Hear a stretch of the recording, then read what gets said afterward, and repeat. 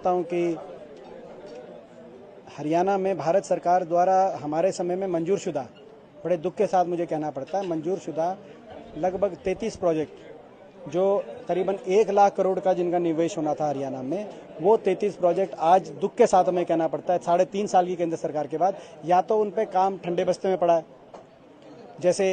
इंदिरा गांधी, जैसे Indian national defence university Indu university Gurgaon में है ठंडे बस्ते में, या उनको हरियाणा से लेके कहीं और लगा दिया गया है, जैसे रेल कोच फैक्ट्री हरियाणा से उठा के यूपी में ले गई। और सबसे महत्वपूर्ण प्रोजेक्ट जो इंटरनेशनल एयरपोर्ट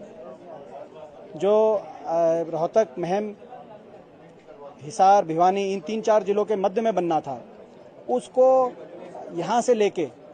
जेवर में लेके जाने का भारत सरकार ने प्रस्ताव पारित कर दिया। 20,000 करोड़ का निवेश होना था। इंदिरा गांधी एयरपोर्ट पे जैसे लाखों बच्चे काम करते हैं, यहाँ पे 1 लाख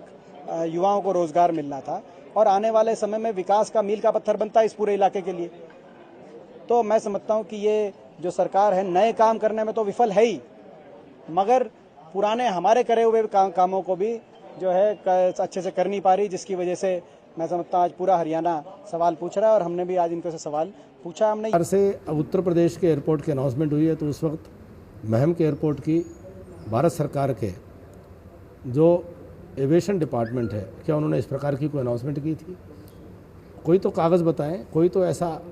सबूत बताएं जिसके आधार पर वो अपने झूठ को सच साबित कर सकें।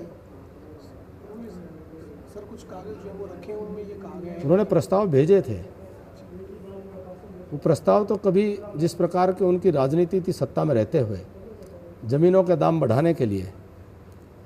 वे कभी सांपला बादली के बीच में एयरपोर्ट का प्रस्ताव बना देते थे, वह कभी लाखन माजरा में एयरपोर्ट का प्रस्ताव बना देते थे, कभी महम में एयरपोर्ट का प्रस्ताव बना देते थे।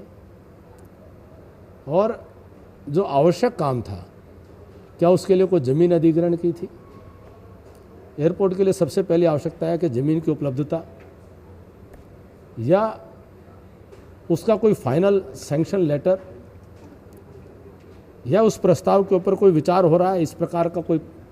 पत्र के उस प्रस्ताव को सरकार जो है उस पर विचार कर रही है। ऐसा कोई भी पत्र सरकार के पास नहीं है।